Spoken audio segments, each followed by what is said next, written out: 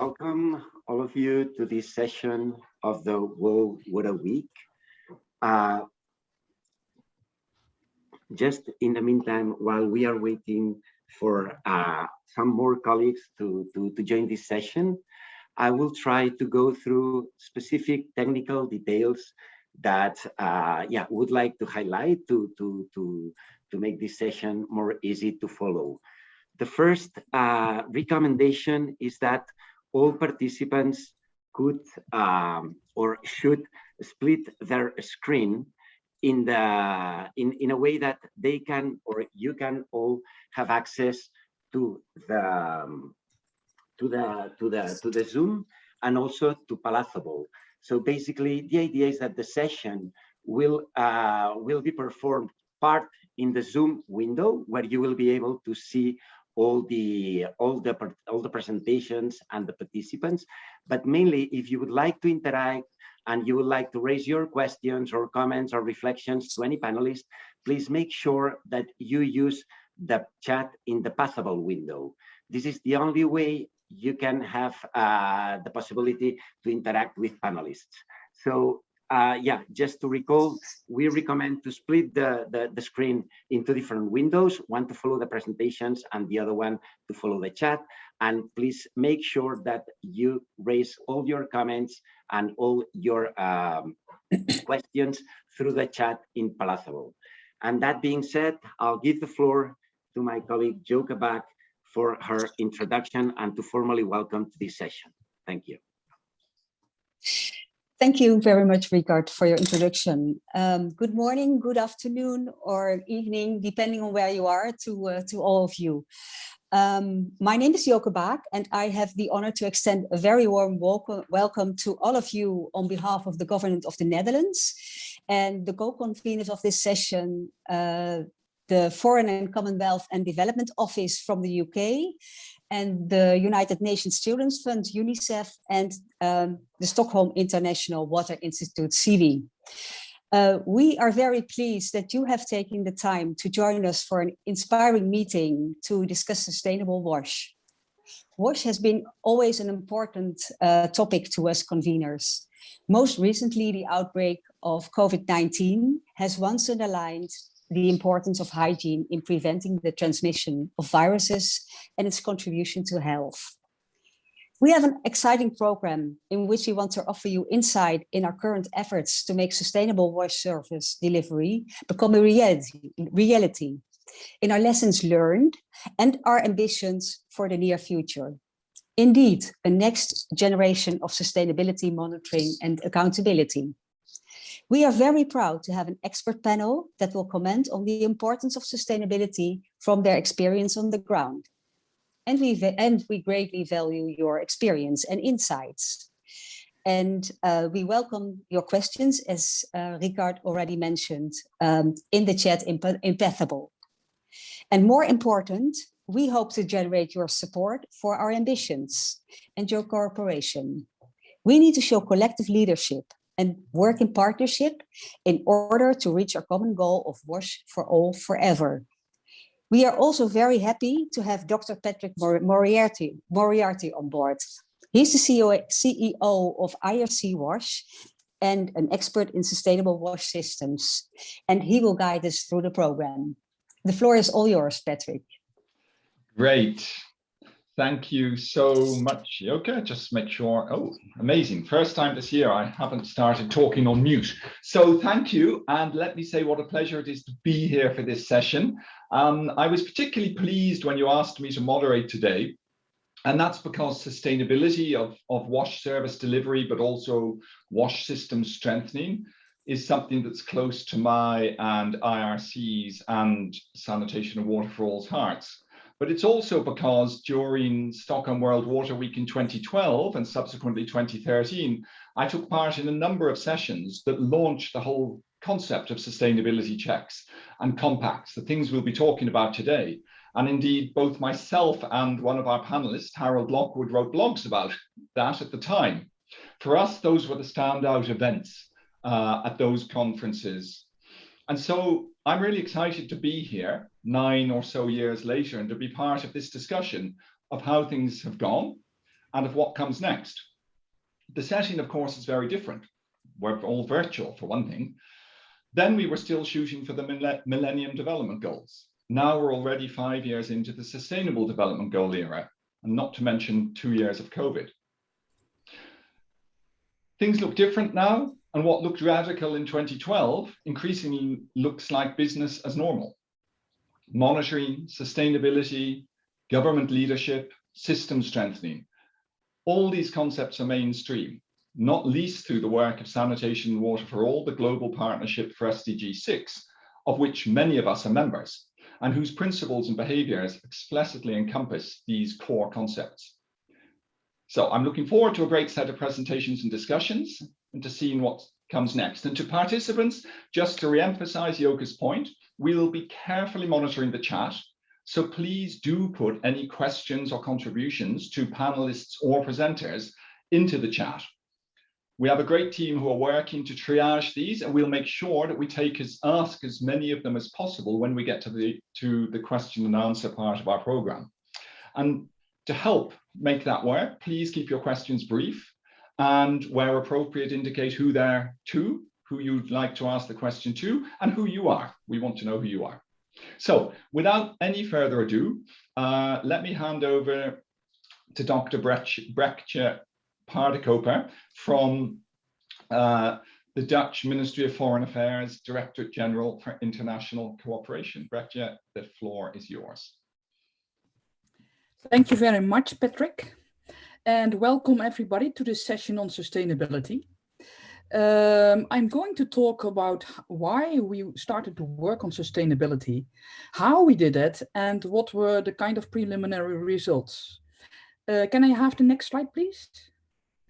Okay, the case for sustainability. In about 10 years ago, the DGIS WASH portfolio was evaluated. And the results were quite positive, but there was one big criticism, which was that the results of projects and programs did not last. They were not sustainable, and that we should pay more attention to strengthening the system. And we think we are not the only donor dealing with this. For example, 30 to 50% of rural water points in sub-Saharan Africa fail within 5 years after constructions. So WASH systems frequently underperform due to systemic failures. Next slide, please. So we designed an approach, and it consisted of what we would call the 3 C's. First of all, a clause in the contract, then a check and a compact. And we have been working on this with Unicef, but also with our implementing partners who work on a district and or a city level. And I'm going to talk a little bit more on the latter because UNICEF is going to have its own presentation in this workshop as well. Okay, first of all, the sustainability clause. In the contracts, we put a clause stating that implementing organization would commit themselves to deliver WASH services that would function well for at least 10 years after completion of project funding. And that implies working on the system as well. Next slide, please. The second one was a sustainability compact. At the beginning of the program, a thorough assessment of the strengths and weaknesses of the WASH system is being made and put down in the inception report. And based on that one, a sustainability compact is being drawn up between our partner, the local or central governments and other stakeholders, mentioning the gaps still in the system and the roles and responsibility of different partners in taking care of those gaps, all based, of course, on the system analysis. 3, we have the sustainability checks, and you'll find out that that is a very important part of this. Independent sustainability checks are being carried out every 2 years on the performance of the WASH services, but also on the strength of the system. And the check is then followed by a management response stating how and by whom possible gaps will be addressed. So that is the system of the 3 C's. Next slide, please. And what are the preliminary results? Well, first of all, the sustainability clause eventually turned out not to be feasible under Dutch law. So we are looking for alternatives. But we do see that the check and clause approach leads to a kind of feedback loop on the system's strength and flexibility. So you have a check, you have action points in the compact, then you have a check again, and work again on action points that come from that check. And the approach definitely leads to more attention for systemic issues, which in turn leads to more sustainable results. And the evaluation is now at this moment taking place. Now, these are the preliminary results. And one of the next steps for us would be to start a think tank or a think and do tank, working with authorities in one or more pilot countries in order to work out approaches on sustainability.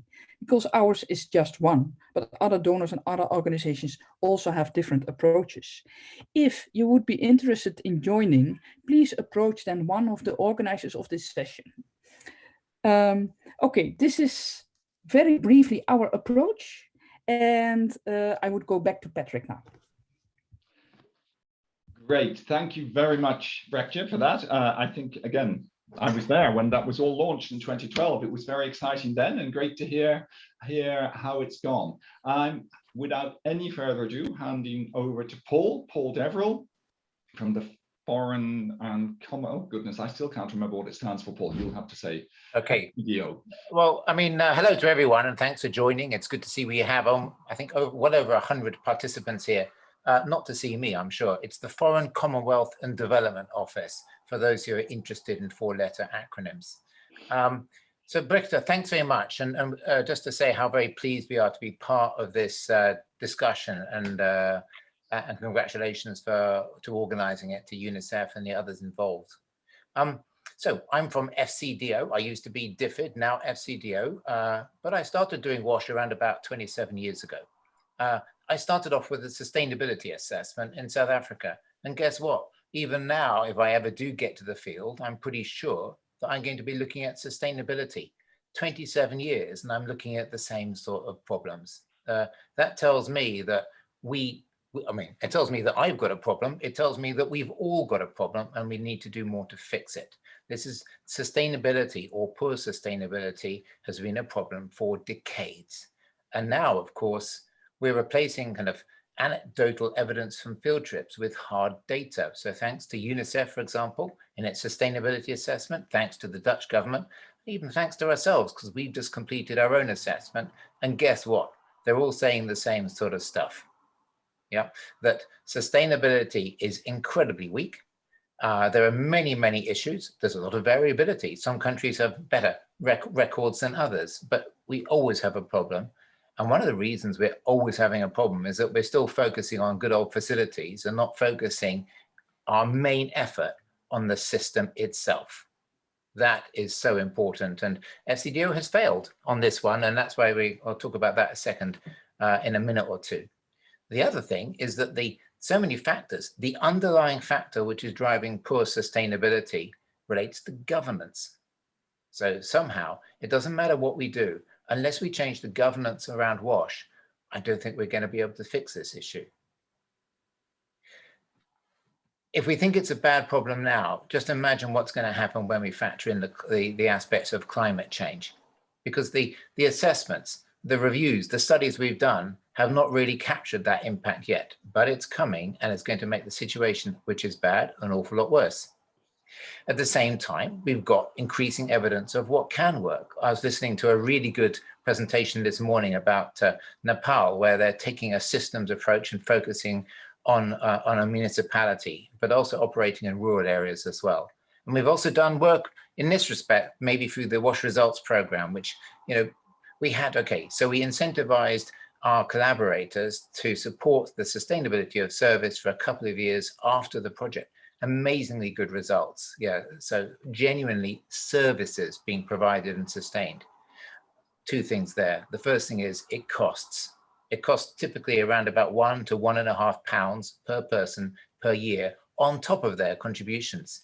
So whatever system we come up with, we're going to have to factor into account that in order to have a genuinely sustainable service, it's going to take a little bit more in most situations than people can actually afford. Where's that money going to come from? Goes back to governance.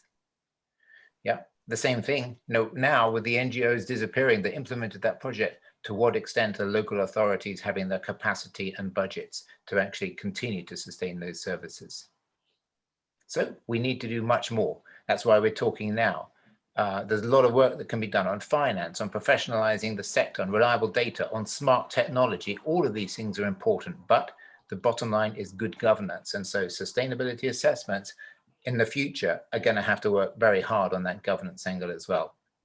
There's no single blueprint for this to happen, but FCDO is now doing its thinking. Okay, with limited budgets, we have to be more smart about how we invest them into these areas. And we're very keen to, firstly, to listen to everyone, all 125 participants in this meeting, but also others as well, and to work with you to find out how we can actually demonstrate how to do this at scale using an entirely systems-focused approach. Thank you very much. And back to Patrick.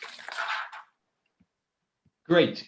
Thank you so much, Paul. That was, again, very stimulating and really impressive to see FCDO looking so hard and holding yourselves to account for all the work you've done so far. So now moving on, and I believe that we have our third, we were having some technical issues earlier, but I believe that we have our third kickoff presenter with us, Mr. Jorge Alvarez Saleh from Unicef.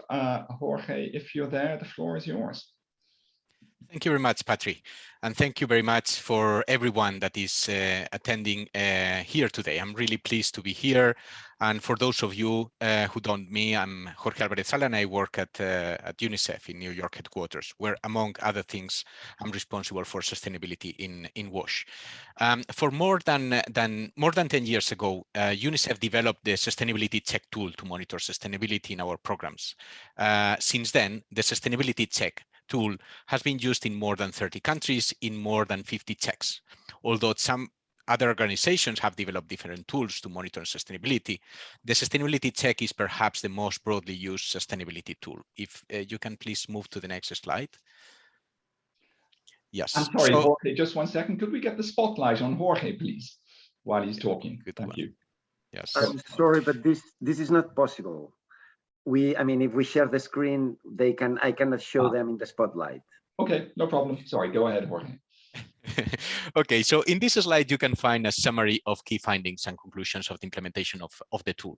So in general terms, as the previous speakers mentioned, functionality levels are reduced over time, but due to internal and external factors, and are related with the lifespan of the infrastructure and the management models.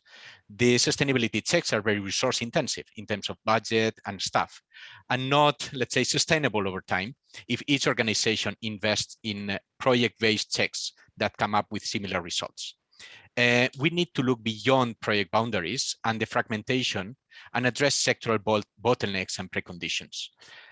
The management response mechanisms included in the sustainability checks are often difficult to put in place if they are limited to project areas. In some contexts, there is limited government ownership at local levels, and it is difficult to get commitments from national authorities based on the results of just a single project. On the other side, a joint advocacy initiative from the entire sector partners can improve sectoral accountability at both national and subnational levels. Defining indicators such as functionality is very much context specific and depends on a number of internal and external factors. Therefore, it is difficult and risky to compare the results across projects or countries. By conducting project-based checks, there is also a risk of fragmentation and missing the whole picture. On the other side, and actually on the other side of the slide, the shift towards sector-wide sustainability checks is more than just expanding the scope of the area to be monitored. We expect to increase accountability by national and subnational levels and the broader sector. Stakeholders, something that is more complicated when looking at different projects, specific projects. As you will see in the next slides, the sector-wide sustainability checks aims at integrating sustainability as part of the national monitoring and accountability systems, and also as part of the ways of working in the WASH sector. By concentrating the always limited resources in one sector-wide exercise, we reduce the fragmentation that comes from different actors doing their own project-based checks. We move to the next slide, please. Next slide, I cannot see it. Yeah, so what is exactly a sustainability check? Well, for those of you that are not familiar with this tool, a sector-wide check is a methodology to systematically and regularly collect information of sustainability factors. The checks are not just a theoretical or research exercise, but aim at taking action through management responses and increasing accountability across the different stakeholders in the sector. Ideally, data collection and analysis is done by a third party. We suggest the national statistic offices can play a neutral role, since they are government entities, so it's somehow institutionalized, but separated from the line ministries responsible for policy, implementation, and for taking action of the findings of the sustainability checks. We have developed a set of sustainability factors, which we hope can be homogeneous across countries, while the indicators are country-specific. The sustainability factors are classified in relation to the different levels that affect service delivery: sector, service authority, service provider, user or community levels, plus what we call the outcome factors, which are the service level results. We aim at analyzing the entire sector, including both water, sanitation, rural, urban, as well as washing institutions, healthcare facilities, and schools. The tool also incorporates climate resilient factors and indicators, a growing concern for long-term sustainability in many contexts. Yes, the next slide is, well, unfortunately, there is not much time to enter into much detail about the tool, but I just wanted to mention the 10 steps that are part of the sector-wide sustainability check exercise. And the check is aimed at being a key element of a virtuous circle in which the sustainability check exercise is used both to monitor and understand the bottlenecks, but also triggers a commitment through signed sustainability compacts and response plans, and act upon through the implementation of those commitments. As I said at the beginning of the intervention, the sustainability check is one of the different sustainability tools that exist and that are capturing the sustainable pathway in which the sustainability checks is complemented with other mechanisms and tools. With support from the governments of the Netherlands and together with governments and partners such as CIWI and IRC, Unicef is planning to initiate this shift towards sector-wide checks this year with 4 pilot countries. And we will be progressively expanding to other countries interested in this new generation of sustainability monitoring. I thank you very much for your attention and happy to answer any questions during the Q&A part of this session. I will pass the floor now to Patrick, who will moderate the panel discussion. Over to you, Patrick. Thank you. Great, thank you. Thank you so much, Jorge, and thank you to all of our great scene setters, and also thank you for keeping to time. So I think we're doing really well at the moment, which is great because it'll give us more time for our panel discussion and for Q&A. So now we're moving to the next part of this session, and it's my great pleasure to introduce our panel. We've got 4 distinguished panelists, 2 from government and 2 non-governmental sector experts. From government, we have engineer Raul Mutuwe, Director, National Directorate of Water Supply and Sanitation in Mozambique. And we have engineer Abi Germa Waldeselassie, who Ministry of Water, Irrigation and Energy and the National WASH Program Coordinator from Ethiopia. So welcome, gentlemen. And then as experts, we have Mr. Harold Lockwood, who's the CEO of AgroConsult, and I know has been working on sustainability checks for years. And also my own colleague, Mrs. Vida Duty, who's the country director of IRC in Ghana. So we have about 25 minutes for this session, and I'm going to ask all of the panelists to follow the good example set by our presenters and to be as brief as possible, and we'll see if we can get a couple of rounds of questions in with you before we open up to the floor and to the full Q&A. And if I could, Harold, I'm going to kick off with you. And you've heard these the 3 presentations. You, as I said, have been there on the ground floor when people first started talking about sustainability checks, and when Joke's predecessor, Dick van Ginhoven, was first introducing the concept. You've taken part in a lot of assessments. You frequently work with government and with ESAs. So where are we? What's your reflecting on your experiences? Where are we, and where should we be going with the approach? Thanks, Patrick. Yes, and it's very nice to be back in the same sort of platform that we were in about a decade ago, and sharing some of the first learnings and findings around sustainability checks, also with our dear departed colleague, Ton Schelten, who was there at the time. So we must remember his inputs. Look, I think a lot has changed, and hats off to DGIS for sort of kicking us all into this initiative all those years ago, and they ruffled quite a few feathers back then. So I think it wasn't an easy path, but we should congratulate them, because I think a lot has changed. We've come a long way. As you said, Patrick, sustainability is very much part of the lexicon and of the fabric of the sector now. But I think there's still a long way to go. And so I've picked out sort of 3 things that I think would need to shift a bit. And full disclosure, that I reference, and I would refer to myself and the organization I work for, because we've all been part of this whole storyline. So, but I think there are 3 things that still need to change, and that really we were already flagging 10 years ago. And the first is around the behavior of development partners. So NGOs, bilateral donors, Unicef, much has been done, but we still need to move away from this sort of thinking about our own organization with our own funding that we have to report to. Of course, that's a reality, but until and unless development partners really start embracing, supporting government and setting up those systems that need to be in place, we'll forever be talking about these projectized approaches. And it's great to hear from Jorge that Unicef are now picking up that mantle and going to push that forward. But maybe as a side reflection, it's 10 years. It's taken us 10 years to get to this point. So this is maybe an indication that change, for people that think that change can happen overnight, it can't. It takes some time for these processes to be embedded. So let's see change from development partner behaviors. And it's hard to do, but we need it.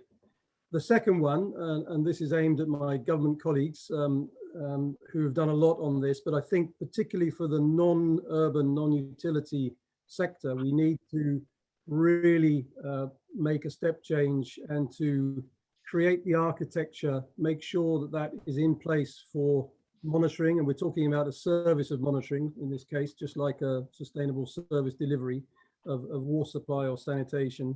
And to make sure that that's embedded in public systems, administrative systems, it's codified in job descriptions, it's put into place in terms of resources. And VIDA, I don't even remember, some years ago, we looked at the reform of CWSA in Ghana, and we saw, at district level, not enough staff in place. The ones that were there weren't always fully qualified engineers. They didn't have the resources to do their jobs. Until government can make sure that that architecture is in place, we're going to be forever plugging gaps. So government really has to step up, and linked to both those changes in behavior for development partners and government, it's around the money. Several studies have come to the same conclusion. It's around $1 to $3 per person per year to get this right, on top of the investment costs for the service. And that has to come from somewhere. So it's a decision about expenditure. And as countries transition and grow economically, those decisions become ever more important. You really have to decide where you're going to put your public money and how you're going to distribute that in terms of progressive taxation. And I think the third factor that I'd pick up on, and this is for all of us, is maybe change the language. We talk about sustainability. It's this great big warm word. Everybody, you wouldn't argue against it, but it actually doesn't mean very much, because it means it's everything and it's nothing. So let's be more precise in our language. Think about what in the urban sector for water, but also other services, we don't talk about sustainability. We talk about performance indicators, volume of water produced, non-revenue water. We talk about ratio of staff to customers. Let's be more precise in our language so that we can hold each other accountable.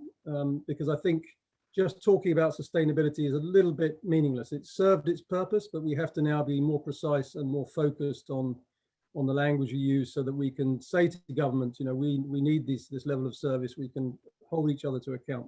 So those are the 3 sort of changes I would look to make it a success. Thanks, Patrick. Great, thanks very much, Harold, and thank you for stirring us up and thinking about how we can all hold everyone to account if we're going to push this forward. I'd like to move on to to government now. I'm going to start with Engineer Mutukwe. I mean, I think Harold actually articulated it really well. You know, it's nice to hear all these things from donors, their good intentions, but what's the role of government in providing, in making particularly rural WASH services sustainable? And what is it that you'd like to see from your development partners in helping you to achieve that? I forgot, Patrick, you said Mutavue, is that me, right? I don't know if it is. That's you, Yeah. I hope. Yeah, okay, thank you. And I have to thank you also and welcome all to this discussion, which is very important for us, especially for our, let's say, from the government point of view. Actually, for us, it's a bit a challenge, especially in Mozambique, because if we talk about WASH, we are not talking specifically only about our sector, which is water and sanitation sector. In Mozambique, WASH is distributed within some other sectors. It is education, is health sector, and some others. So that's a very big challenge to see how do we collaborate in terms of planning and monitoring also our activities. So that's one of our big challenge. But talking about sustainability check in Mozambique, I can start saying that we have started in 2008 with the tradition of sustainability check as part of Dutch funded 1 million program initiative, which was implemented with Unicef. So that sustainability check indeed gave us a very good results, which we try to bring these results to see what could be done or what can be the example to be taken it all over the country. In this national level experience that assess sustainability of specific interventions has helped WASH sector, as I was mentioning in Mozambique, to identify the importance of monitoring sustainability over the time to ensure WASH service are provided at the desired level, and how results achieved mainly over the time, as well as to identify issues that require correction and actions in moving forward. And of course, building from this experience, the government of Mozambique is currently conducting the first WASH sector sustainability check study focused on rural area. That is specific for rural areas. The first one, as I mentioned, was for both rural and urban area, but this specific is for rural, and the framework and indicators for this study were developed based on the global sustainability framework and reached by the lessons learned from the Mozambique studies. And Mozambique also used the global sustainability frameworks in development of the national rural water and sanitation program, which we call PRONAZAR. That is a big program which is under developing within the country, which constitute the Mozambique plan to achieve the SDGs number 6, namely to eliminate open defecation. For our case, we have indicated that we will reach there by 2025. That's a challenge, of course, if we see where we are today. But of course, we need to have a timeline for this kind of things. And also to achieve universal access to basic drinking water, sanitation, and hygiene service for households, schools, and health facilities by 2030. To have the proportion of the population without access to safe drinking water and sanitation service by 2030. And as I was mentioning, Patrick and colleagues, that are part of our challenges as government. But of course, we don't have enough expertise, even resources to move with this agenda. So that's why we really appreciate and we need our developing partners to be with us in this very long way. But it's also important to have the ownership of the government side. And as I mentioned in my beginning, at the beginning, that this ownership must be taken not only with us who has the water sector, but we do have other government institutes which we really need to sit together. And of course, we have for specific for sanitation component, we have a intersectorial platform which will bring all the stakeholders, including the government side, but we need to extend it also to include the water sector, and we combine everything. And for example, now we are dealing with a very big challenge with COVID issues. We are working in schools to build or to maintain the sanitation infrastructures within schools and health centers. But all the efforts we are doing without these sustainability issues well discussed within all of us, this is not something which tomorrow will be at the same line in the same place. So we really have to work as a team. I used to tell my colleagues, the donors who some I think are here with us, that sometimes we need to work as a team. And I don't like to see a hole between us as government and the partners. So let's move as a team and we will reach there. Just some lines I would like to share to start this discussion. Thank you, Patrick. Great, thank you so much, Raul. And I think, yes, that heartfelt plea to work in partnership, I'm sure it's been heard. Thank you very much. So let me move on now to our second government panel member. So Engineer Abi, would you like to share your thoughts of what has been stimulated? I know with the National One Wash program in Ethiopia, in many ways a lead on the continent in how to apply a sector-wide approach.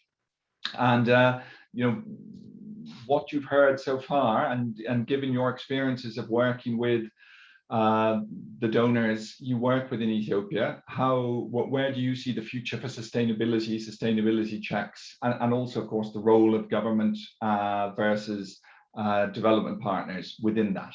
So over to you.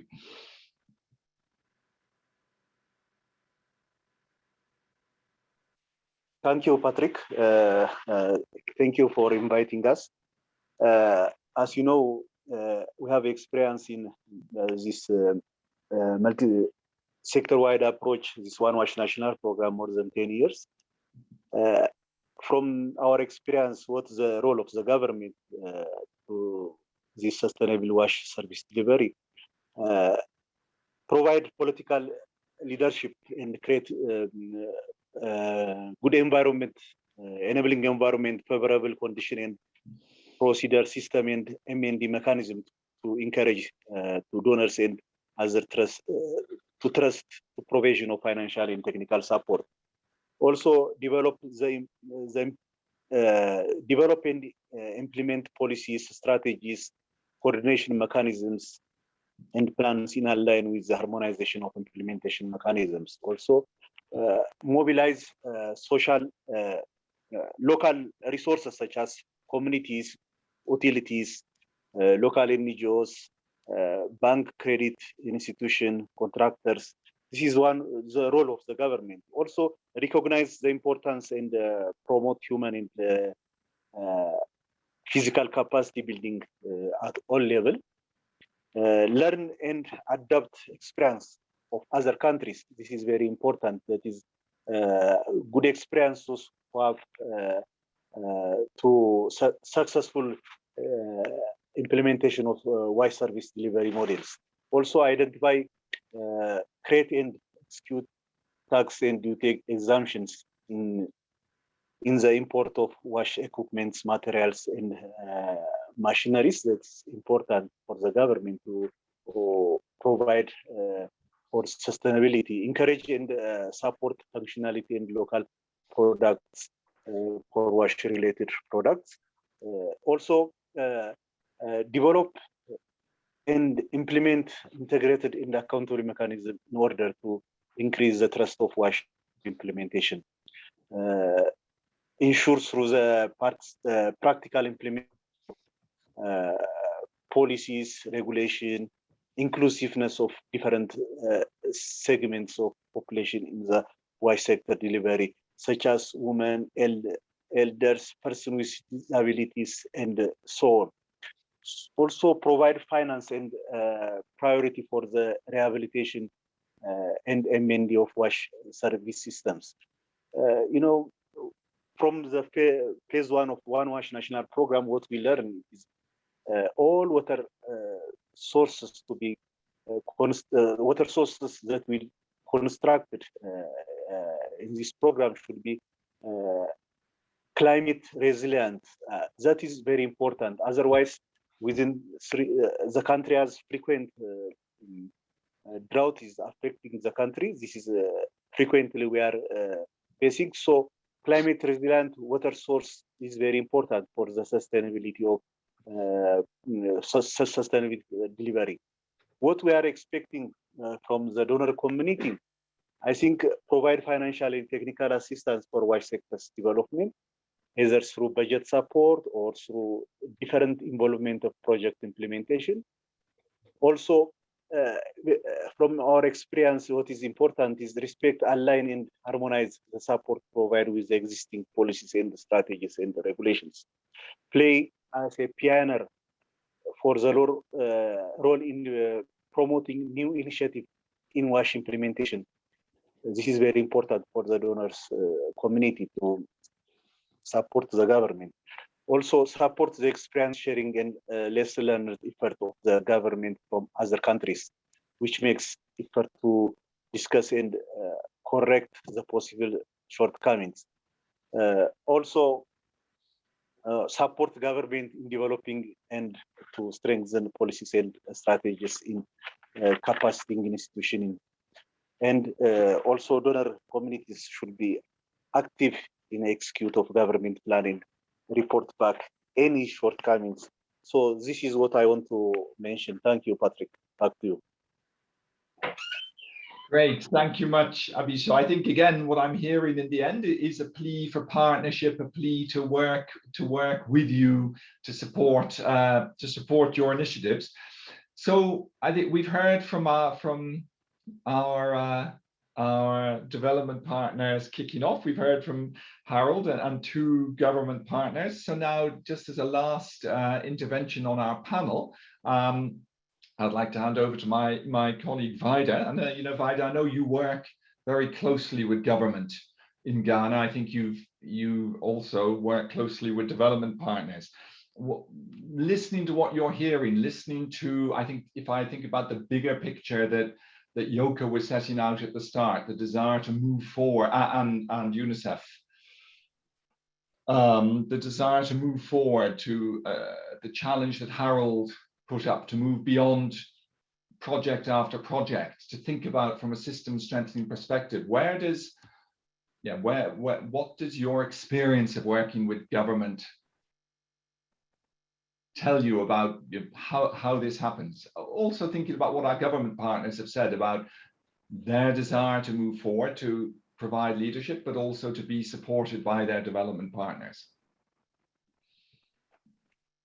All right, thank you, Patrick.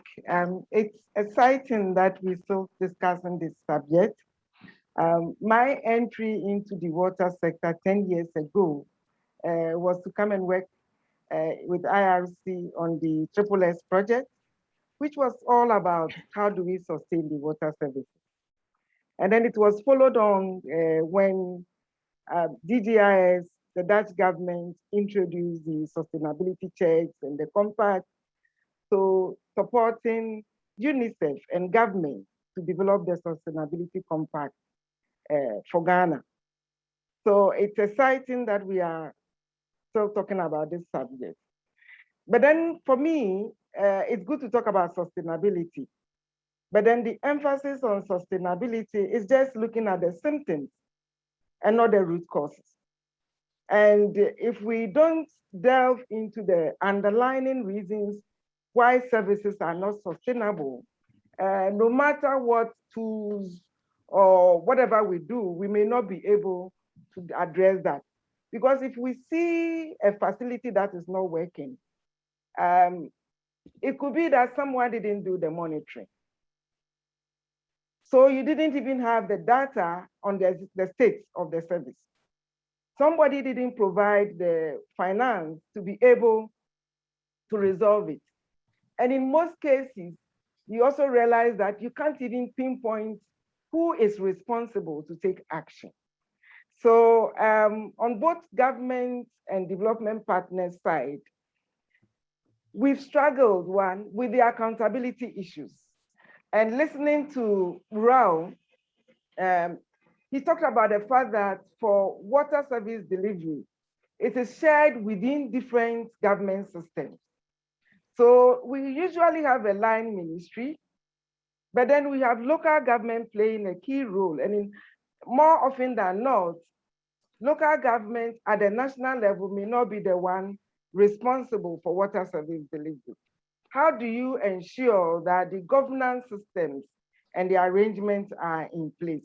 And therefore, usually you have a line ministry, but there are other people that are on the ground responsible for delivery. That's one critical issue that we have to look at.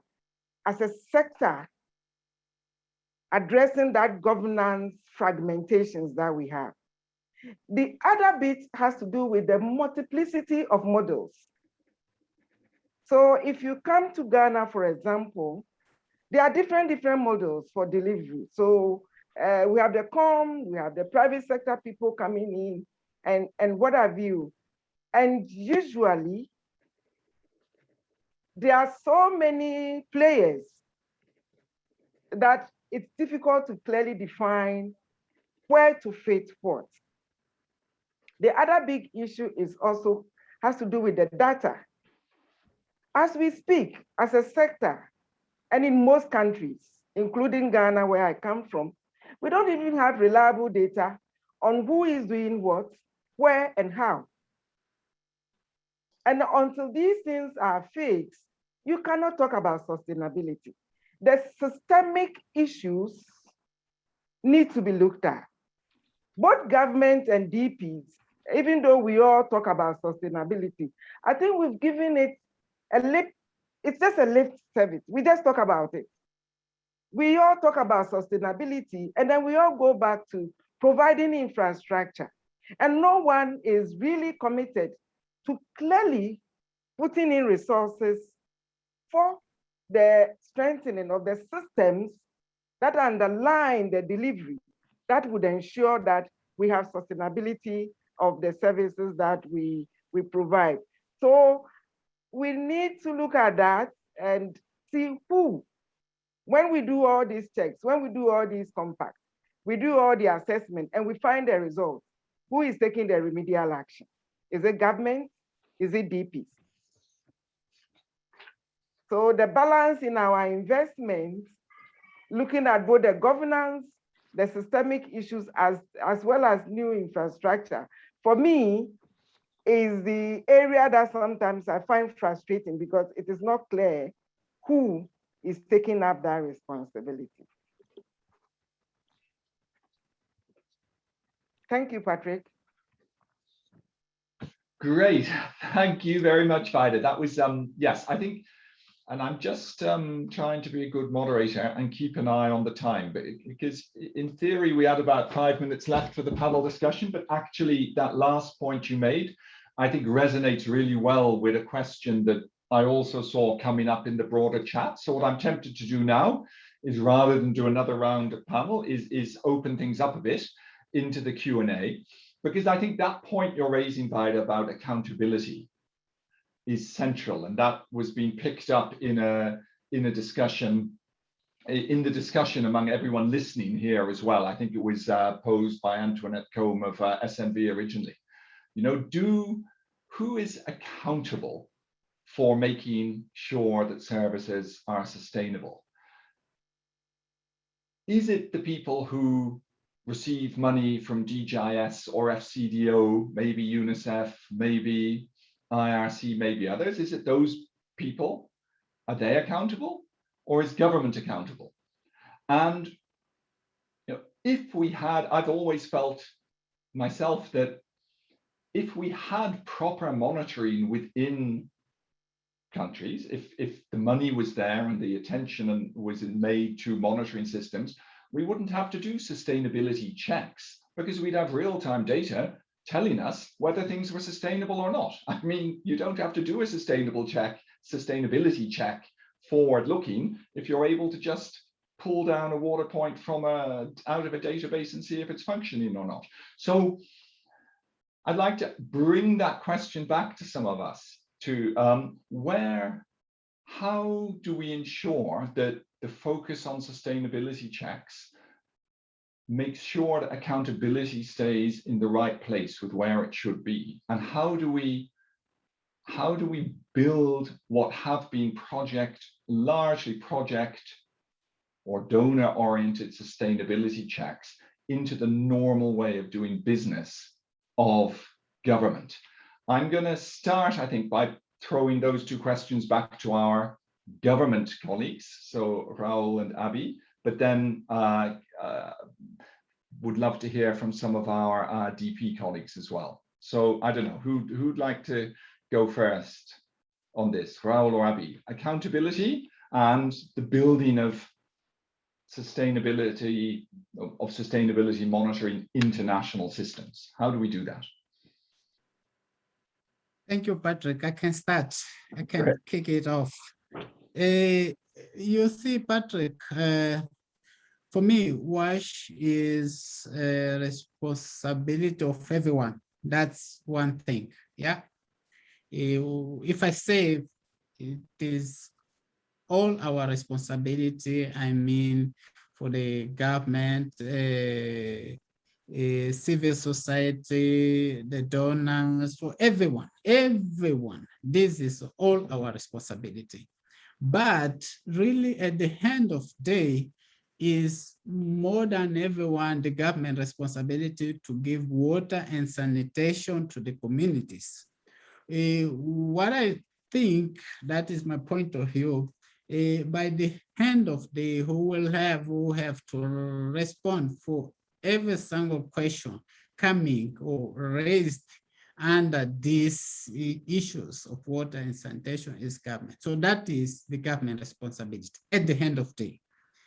Is the government who, as for our case, the government who goes to the parliament to report about the water and sanitation situation, all the water in all over the country, including specific activities done or placed by the NGOs or private sector, plus the proper government activities. So what I'm trying to say is, okay, we can share this responsibility, but at the end of the day, the government is the one who has really to stand up everywhere and say something about the accountability of the water and sanitation activities or sector within the country. That is my opinion. Great, thank you. And that's very nicely and clearly spoken. I appreciate that. Let me say, Patrick, few words. Sorry, over to you. I mean, again, yeah. Okay. How do you respond to that? You've heard what Raul said. It's government accountability. Please. Yeah, from our experience that before government give attention only to construct new schemes only. I think that is not the right path, but government should be take responsibility for post-construction also, you know. Not only constructing new schemes and deliver to the users. If government is taking responsibility also for post-construction and follow-up that one, this is the government responsibility increasing and accountable for that one.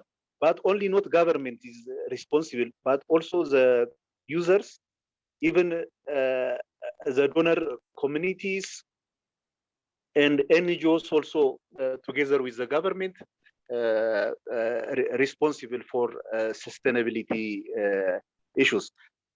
The one thing that I mentioned in my first speech, that especially government to be taken responsibility for the countries like Ethiopia that is frequently drought affecting the country. This is sustainability to sustain the water sources.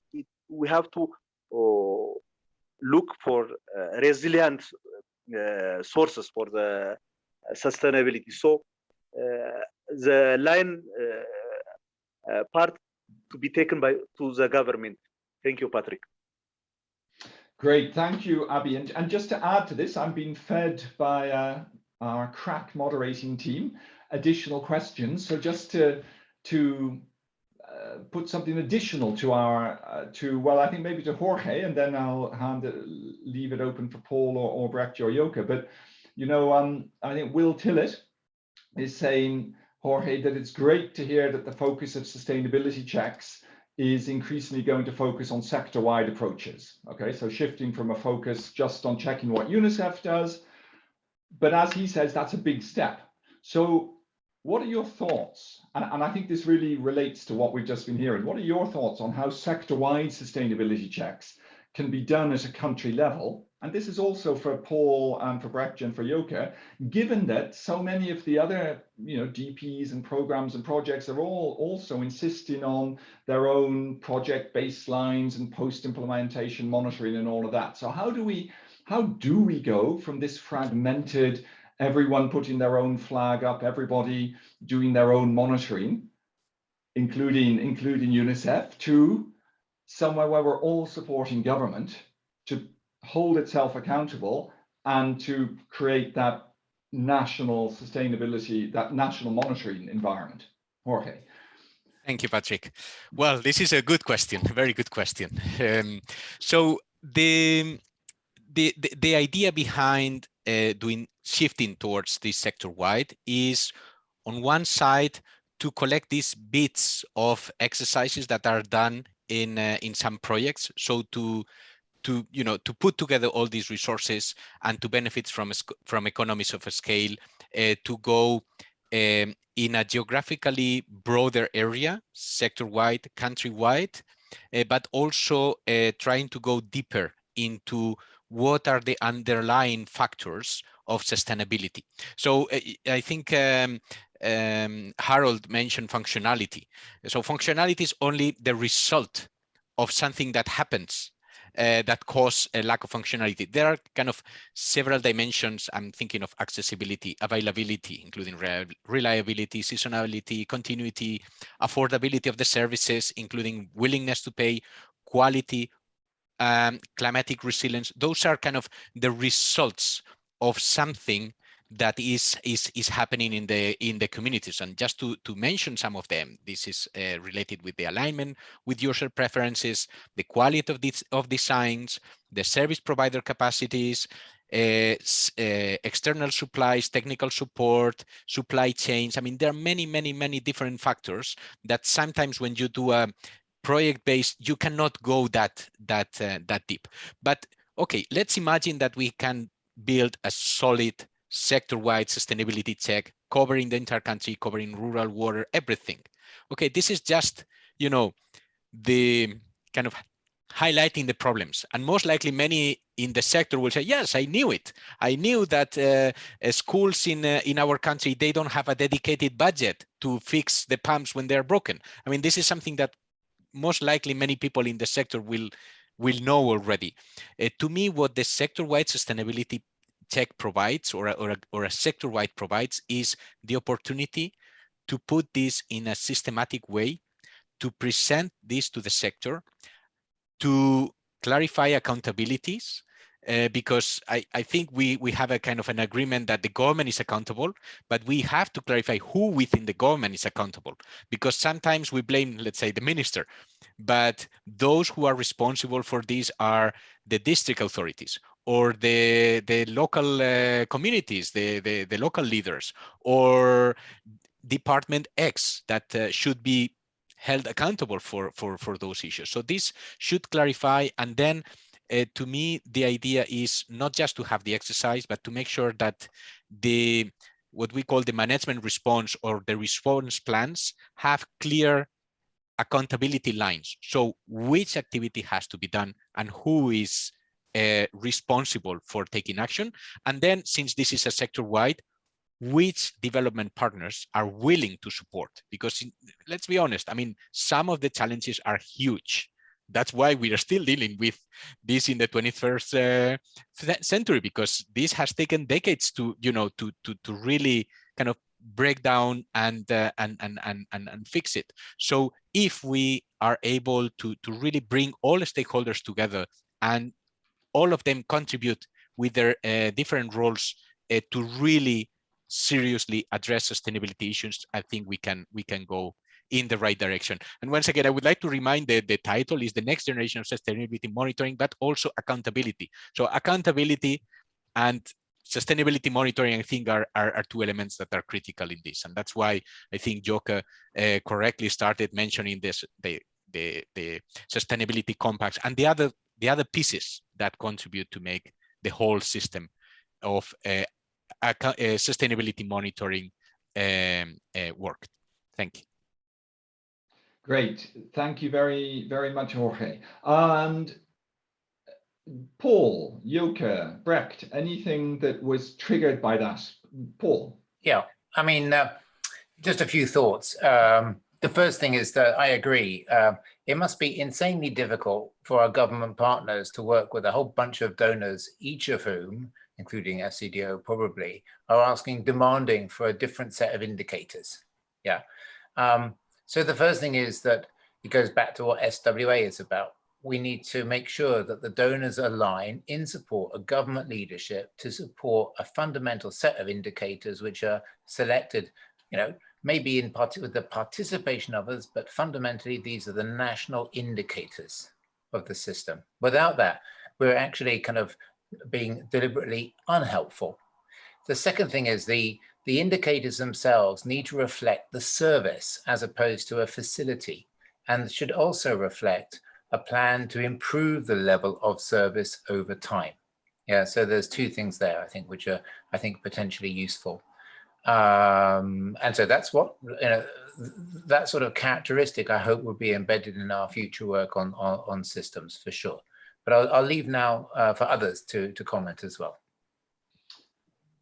Thank you, Paul. And I think, again, yes, I couldn't agree more. And I see people are in the chat. I think the importance of creating, if we're going to talk seriously about accountability, and it's fantastic to hear our government representatives owning that accountability. I think Raul already said it, and Vaida as well. Firstly, it has to be clear. Actually, government's a huge and amorphous thing. It's everything from the president to parliament to local government to ministries. So who exactly is accountable? And secondly, I think without donor commitments, and I'm taking that as an FCDO commitment to building national monitoring systems, it's very hard to move beyond our current fragmented projectized state. Joke or Brechtje, anything to add to that from a DGIS perspective? Yes, I would say that there's much work that has been done on indicators already. So there's much shared common understanding, I think, on the indicators for system sustainability, which can be used already. And of course, what we do with our partner organizations, we say, okay, from the beginning, from the start onwards, you have to work on based on the system check, but also on the check you are doing in your district where you are working. And what we see is that creates a kind of dialogue from the beginning of the project, really from the start of the project, between the partner organization and the local government on the strengths on the system and on monitoring that and on strengthening it. Something that we see now is much stronger because we have asking the organization to do that than before. So I think, yeah, we are getting somewhere. There's much work that has already been done, but there's much to be done still. Yes. Great, Jorge. Yeah, if I may, Patrick, thank you very much. I would like to support what Paul just has said. It's something that we need to do together in partnership. This is too much of a problem, too big of a problem to be addressed by one donor on itself. And that's actually why we started this whole exercise. We have talked with the donors in the Unicef partner meeting, but we wanted to open up this discussion. And that is very much the reason of this session during the World Water Week. So please, if you're interested, and if you want to know more about this topic, just address us because we need you. Thank you. Great. Thank you very, very much, Jorge. Harold, I think you were indicating that you had something to add at this point. Yeah, maybe thanks, Patrick, going back a couple of steps. I mean, clearly, to my view, government is ultimately responsible. There's no question about that. And that's how, where we should end up. I think, if we're honest, these sustainability checks are a rather clumsy intermediary step to getting to where we want to be, which is a fully functioning, regularized performance monitoring system that is starting to emerge in, if you look at the urban sector, some of the work of the regulators, they're constructing those mechanisms where data is being regularly fed in. A lot of it is dependent on self-reporting, of course, and that's fine. But that requires more professionalized operators who are able to provide that data. So really, ultimately, that's where we want to get to. It's not easy, but with that in place, you don't need these checks. You can do one-off audits and so on. But as you said, Patrick, you can draw down data at any point in time to see how your services are performing. And that's the vision we should strive towards, which needs us all to work together, governments to help set it up, development partners to support that process collectively. Great, thank you, Harold. And I think to some extent that answers another question that I saw coming in, I think, which was again from Will saying, what's better, sustainability check versus a more organic sector-wide monitoring process which collects and uses data routinely? And I think that's exactly what you've been answering, Harold. It's that latter that we want to drive towards. I want to move on to another question, but this was one that was asked by Andrew Armstrong, and particularly focused to VIDA. And Andrew's question originally was, what do you think is the best path forward, VIDA, to address the information gap, particularly with respect to rural WASH in Ghana? But I think I'm going to add another one. I'm not quite sure who that was from, that's related, which was, have you seen any good examples of how the performance monitoring, sustainability checks are being used to inform policy making or planning or programming within the Ghanaian context? Thank you. I think that, as I said already, one of the fundamentals would be to have a good database system that provides information on who is doing what, where, and how. And that would help us to know how we take the remedial action and who we hold accountable for that. The other issue is that sometimes when you do these checks, they go to trigger things that were not intended. So the question we should be asking ourselves as an entire sector is, from these, are we doing the right thing?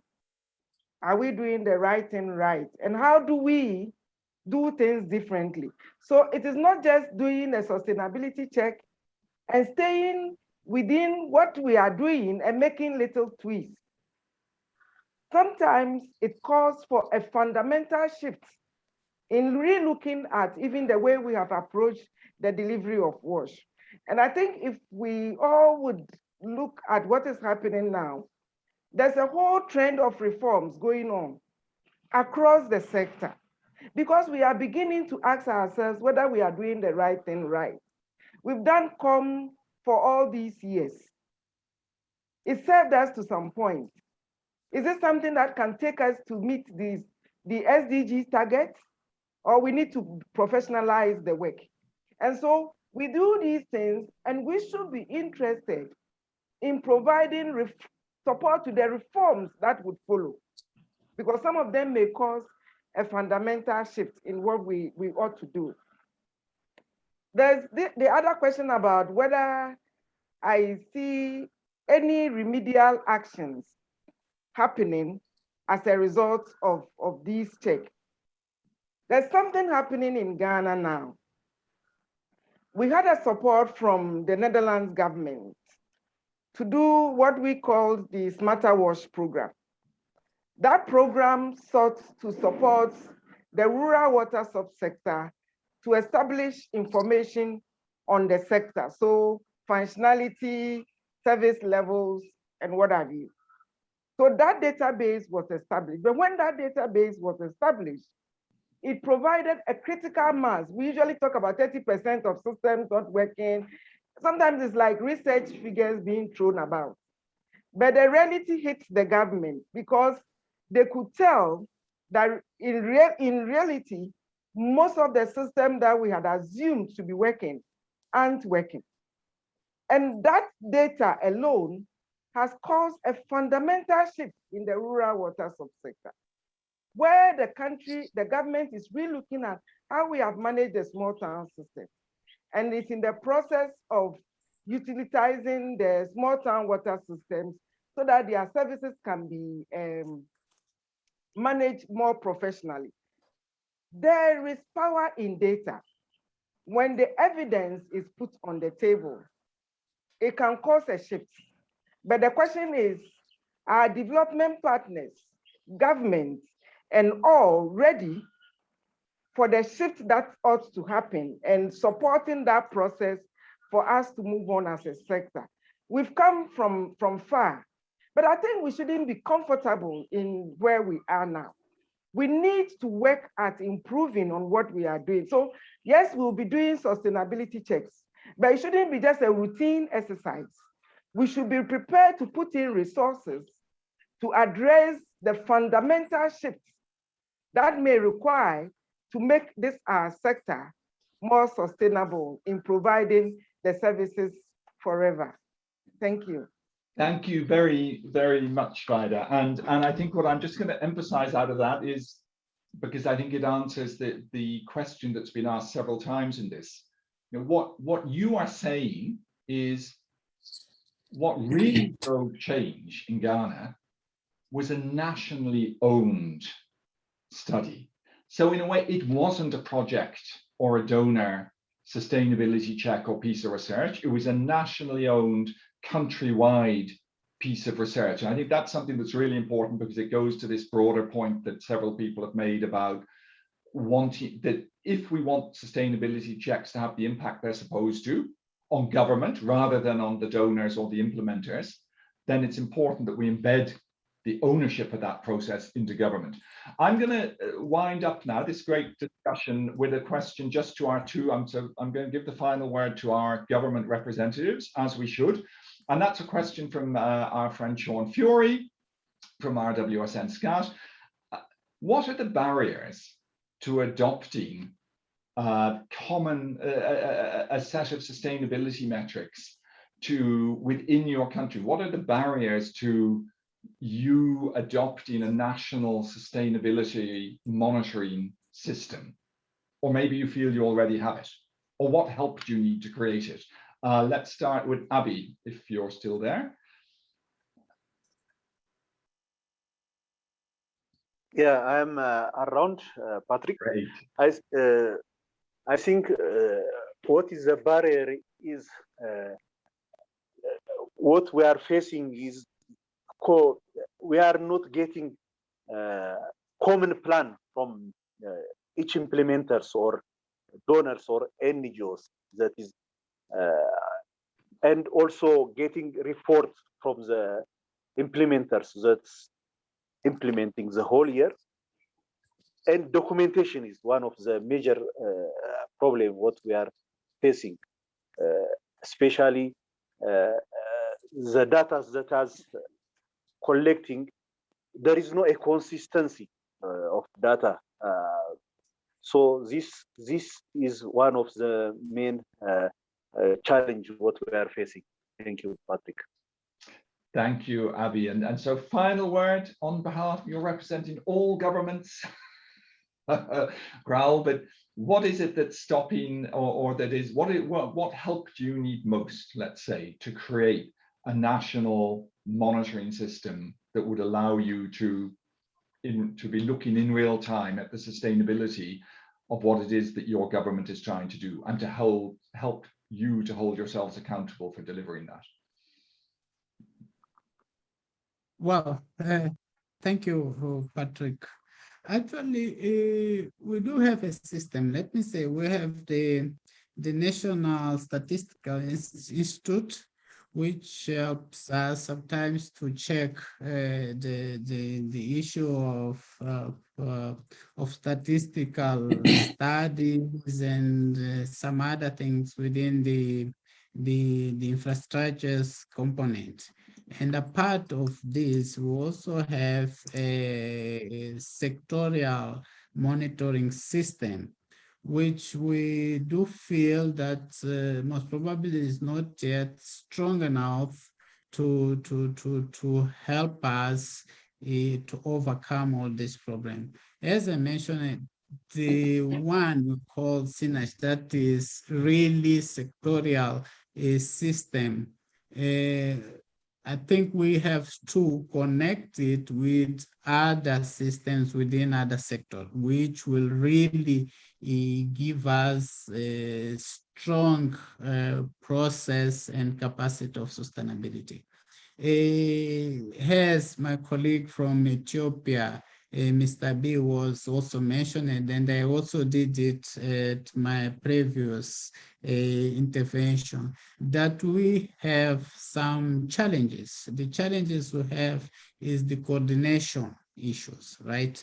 Which we would appreciate if we could have our donors or our partners within us, with us in this challenge, in this week. Because, as also I said, the WASH sector, especially for us in developing countries, is spread in so several sectors. It's not only in one, which would be probably simple. But since we have it in other sectors, it's something we have to start from the bottom line. We have to start even from the planning process, implementation, and also the process of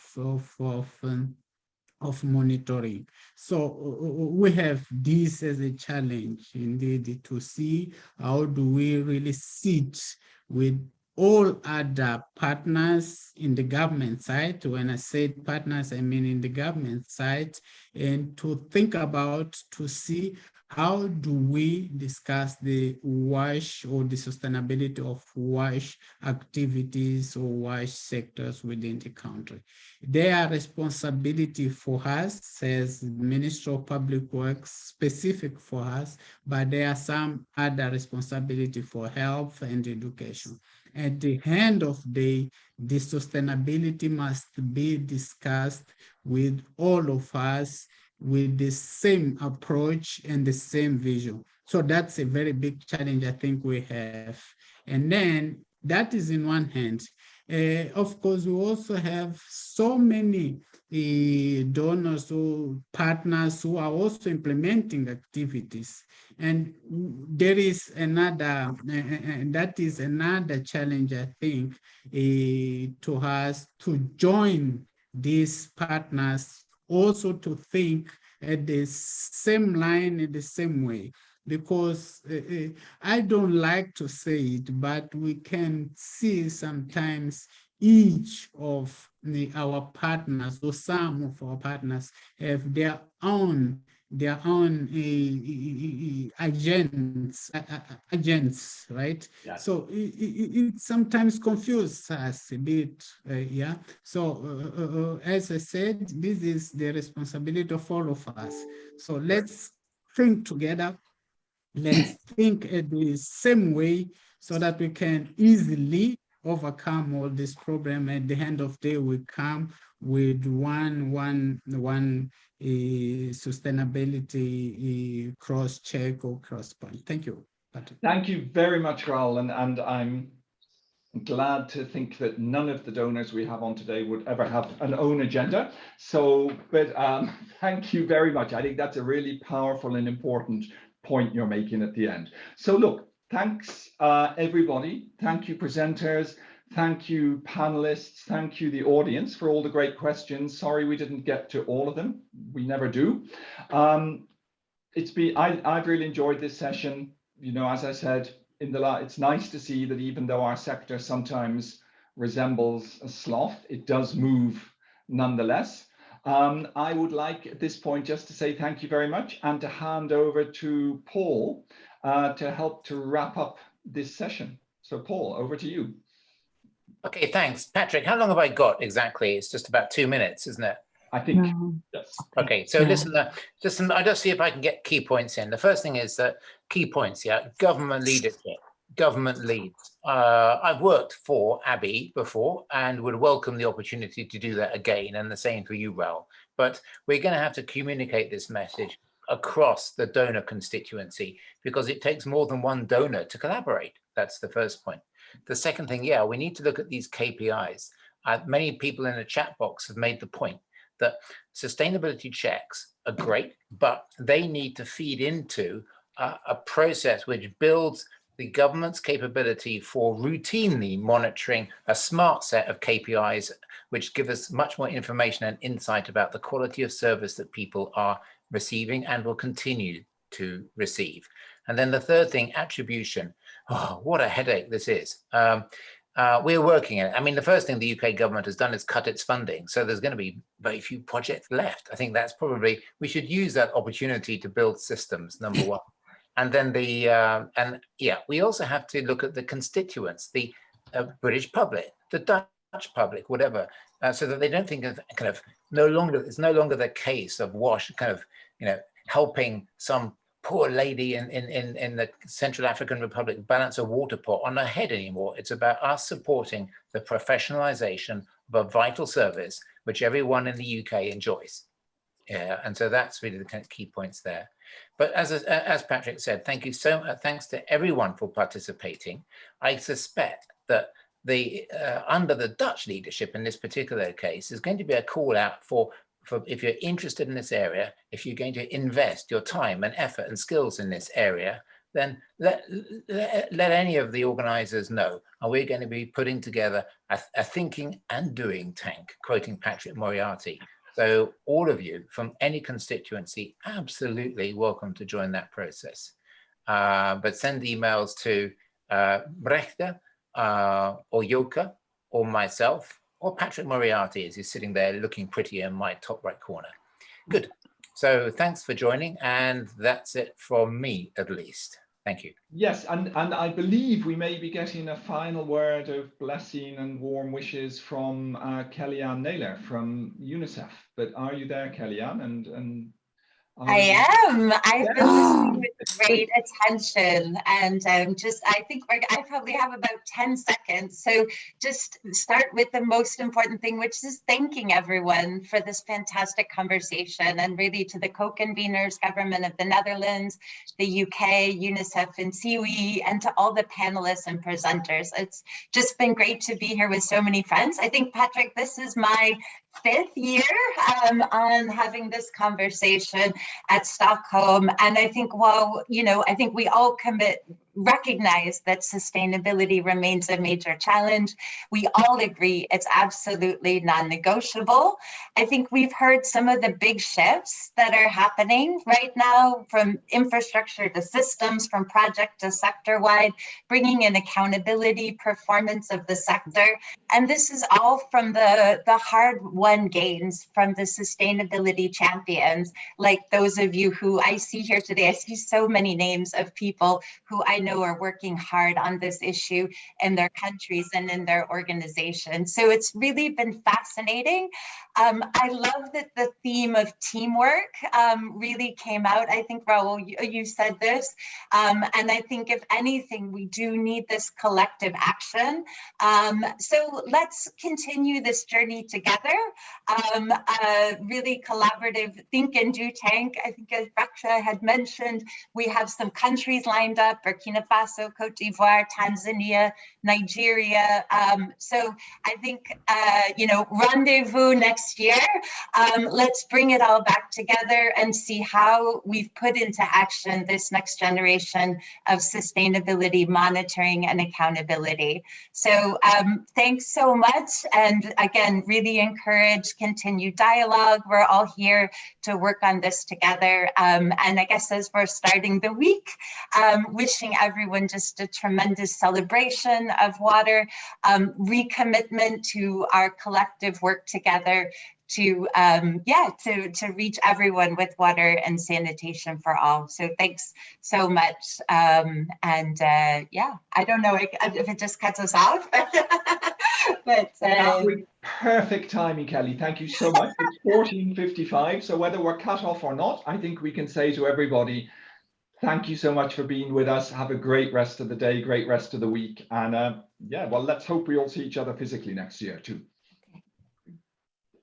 Good. Goodbye. Bye. Thank you, Patrick. Goodbye, everyone. Bye-bye.